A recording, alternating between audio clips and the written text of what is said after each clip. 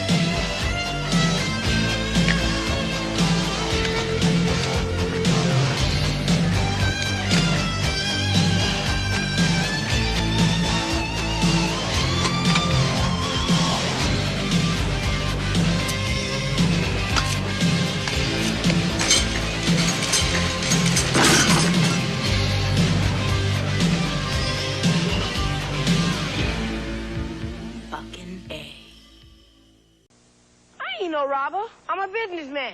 Remember wishing you could drive? Ain't you never seen nobody drive a car? Wanting to hang out with the guys? Stand up a red on a rock, my man, and, make it fast, will you? And dreaming you could fight back? Oh. Scam and Obi dared to do I can't drive. what others only dream of. They're big shots. Don't mess with us again. Rated PG-13. Starts Friday, October 2nd. Check newspapers for theaters. Hey, so Matt once again, welcome back to another review. There's another paid request for Brandon. Thank you so much for that. If anyone has any requests for pretty much anything, topic, reaction, review, randomness, whatever, feel free to send it either directly to my PayPal or join my Patreon. Both things are down below in the info box. And this is for a film called Big Shots from 1987. And this is a film that I didn't know much about. And then I recognized it because there were a couple people on YouTube that did review this, not too much. And it was alright. I remember Ivan Reitman's name was around this. He didn't direct the film. It's directed by actually Robert Mandel, who did FX, which I quite enjoyed FX with Brian Dennehy. I think that's an underrated film. I also like FX too, but this director did the first FX. I'm like, okay, that's cool. And it's an interesting idea where you have this little kid. He's going about his life. His dad has passed away from a heart attack. So he runs off. He ends up in a bad part of town in Chicago. He gets mugged. The watch his dad gave him gets taken. And he wants it back. So he meets this other kid who, the lead kid, I think it's the only film he's done, Ricky Busker. He's never done anything else. But the one who becomes his friend, who helps him out, is Darius McCrary. He played the son, Eddie Winslow, the older son, in Family Matters. So I knew he looked familiar.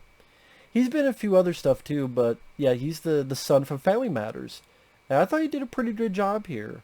As did the other kid. They were fine. And they worked well together. And I would say that's the best part of the film, is them working with each other. And pretty much, they get into certain hijinks. And it's definitely a bit more of an adult affair. I don't know what is rated. PG-13 or R, I'm not sure. But it's definitely not meant to be a kid's film. I mean, the very first scene, which I thought was very awkward, was the son with his dad on a fishing boat, and the son's asking questions about the facts of life. Like, what is sperm? Have I got some sperm? Where is it? Well, son, it's in your testicles, and it comes out of your penis. I'm like, what the fuck movie am I watching here, man? But I mean, I guess he was upfront with his son. The son asked a question, he answered it. He didn't fuck around. But I'm like, okay, I guess this is really to tell you this is not a kid's film. It may star two kids in it, but it's not technically a kid's film. And Robert Mandel, he's a director who doesn't get talked about much, but he did The Substitute. I believe the first one with Tom Berenger. I believe he did that movie, and I liked that one. Like I said, I liked the effects. And like I said, the Ricky Busker, I forget the character's name, but his dad passes away. He runs away. I don't really get why he runs away. I mean, yeah, he's sad about what happened to his dad, and that's why.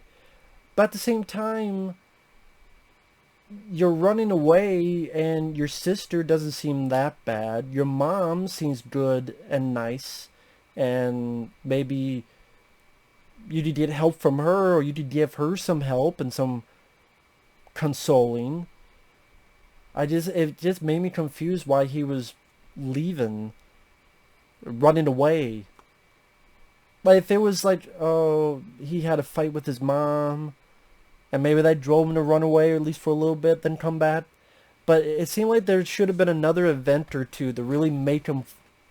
I mean, yeah, the death of his dad, yes, that's a big event, but I'm just saying his family doesn't seem that bad to push him to running away. I guess just one of those... I don't know. Like, running... It's sad your dad passed away, but running away is a big fucking step. And then maybe, like, if he had a fight with his mom, and they both didn't mean what they said, and then he runs off, and then he can come back. Like, that would make a little bit more sense to me, I guess. But like I said, he gets mugged. His dad's watch is taken from him. He gets help from Darius McCrary. And like I said, those two kids work well as they're trying to be... Darius is trying to be tough. I ain't no boy, and I drink no milk. And the other kid's like, I do. Or trying to steer people with a cap gun.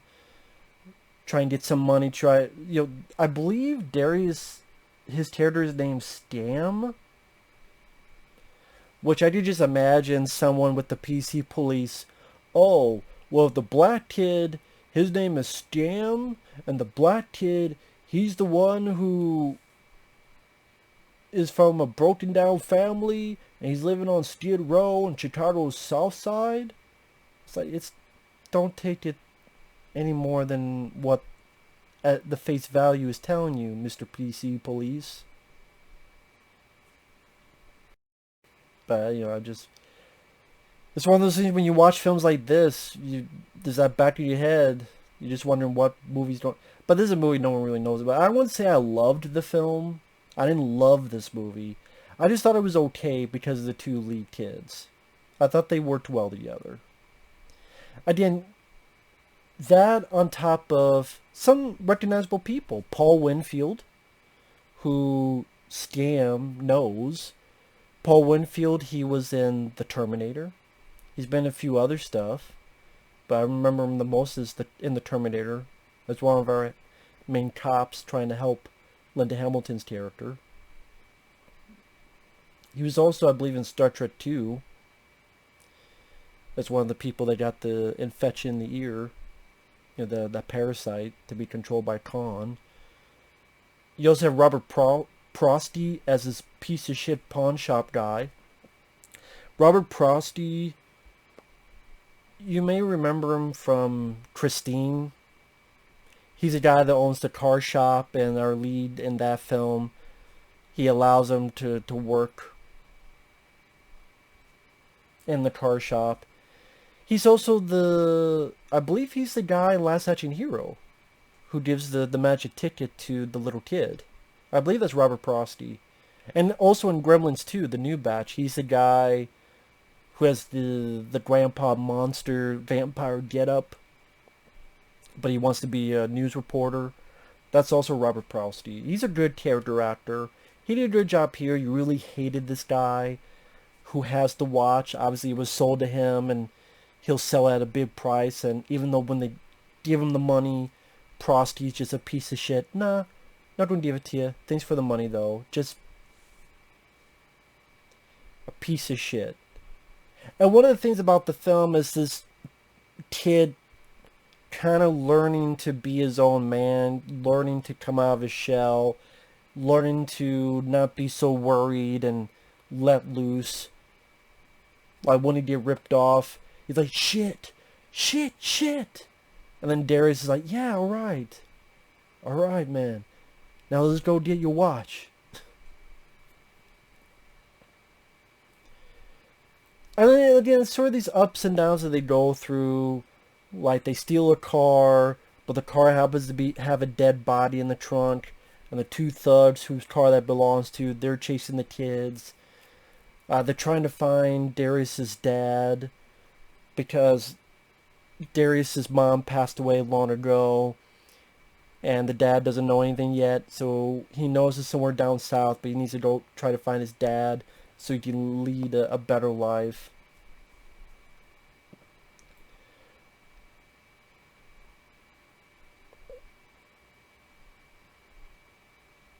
Again, just trying to get from point A to point B. And like I said, what makes the film interesting is these two kids having to be a part of this adult situation. And again, it's not too goofy. It's not crazy weird sound effects when people get hit. It's a little bit of a rougher movie compared to, say, Three Ninjas or one of those type of films.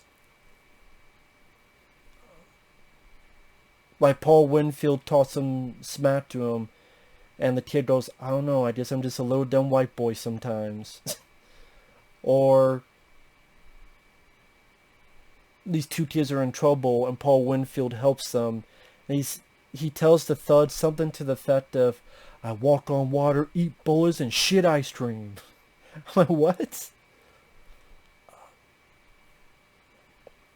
Probably one of my favorite bits is the kids going to a bar, and then the bartender's this racist asshole saying shit to Darius McCrary because of his color. And the white kid stands up for his friend and goes, listen, asshole, you keep talking like that, someone's gonna come in here and stomp on your face and piss in your eyes. I'm like, alright, that's nice. The kid got his balls, so to speak. He got his manlyhood. His manhood is speaking now. Becoming more manly. That's cool. There are weird things about the film. Like the beginning opening conversation of the son asking his dad what sperm is and what grows for your testicle. This is a bit weird. This other stuff. Like at one point the lead kid comes home to his family. His mom and sister. He looks at his sister, and I shit you not, he literally tells his sister that she has a nice ass. I sat there and went, where is this going? But it doesn't go... I'm like, don't tell me it's going to be an incestual thing, is it? Incest? No, it's just... For some reason, they decided to write him to, I guess, to showcase he has a new attitude after his first experience with all this stuff. Oh, how do we showcase that? The kid tells his sister that she has a nice ass. It's a bit fucking weird. Okay.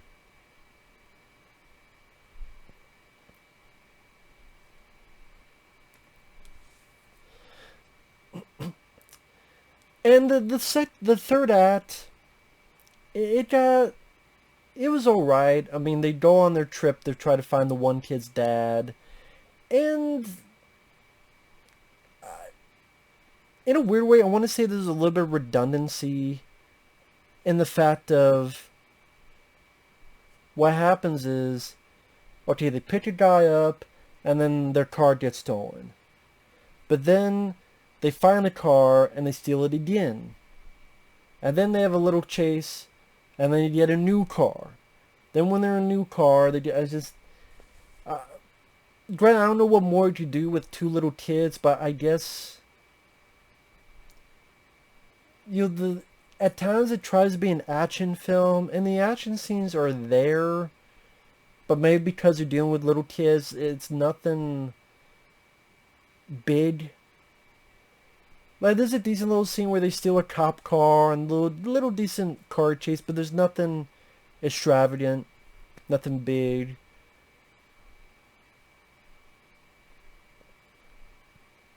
Even when the thugs get, spoiler alert, I guess, spoilers, starting out spoilers. In the third act, when the two guys get them, and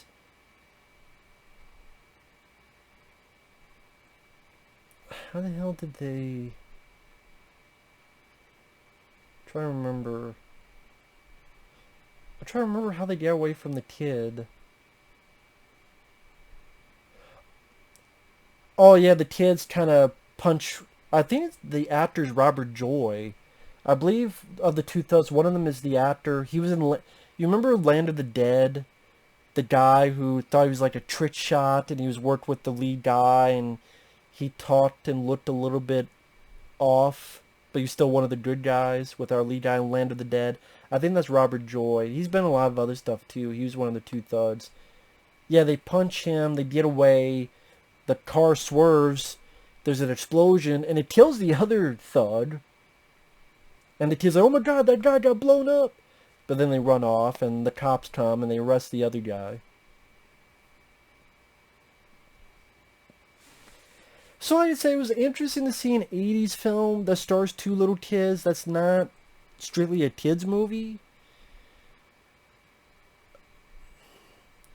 Granted, because you're dealing with two kids, I guess the action scenes are going to be limited to what you could do and get away with, whether it be safety reasons, whether it be tonal reasons. So maybe it's a little bit cursed on that front. Like I said, all the dialogue, like the kid saying his sister's got a hot ass, bit weird. But all said and done, yeah, it wasn't a bad film. It was at least an interesting change of pace at least for the time it came out. A little bit different, off the beaten path. And in particular, like I said, the two lead kids, like the Ricky Busker, he never worked again. He wasn't too bad. He actually wasn't too bad at all. And Darius McCrary, I thought he did a nice job. Interesting to see him do something different from the future when he was Eddie Winslow on Family Matters. Which is funny because as a kid, he played a rougher role in this than as more of a grown-up in Family Matters. So, yeah, that's interesting. So, it was interesting to see that guy, because I grew up watching Family Matters quite a bit, because growing up I had CBS, ABC, PBS, and a second CBS. So, mainly I would watch CBS and ABC, probably more so ABC, so I would watch a lot of Family Matters, Home Improvement, once in a while, Step by Step, like the TGIF Friday streamline of shows. And, yeah, I do remember him quite a bit from Family Matters. But yeah, it was interesting to see him play a different role at a much younger age. And like I said, some of these other character actors like Paul Winfield, Robert Prosty, it was cool to see them in the mix as well. Like I said, it's not the most even movie. There's some parts of it, but overall, yeah, not a bad film, big shots. Just watch the trailer, TV spot. Again, different change of pace, different type of movie. So, it was interesting to watch on that front. With that said, thanks for watching. We'll see you guys later. Bye-bye.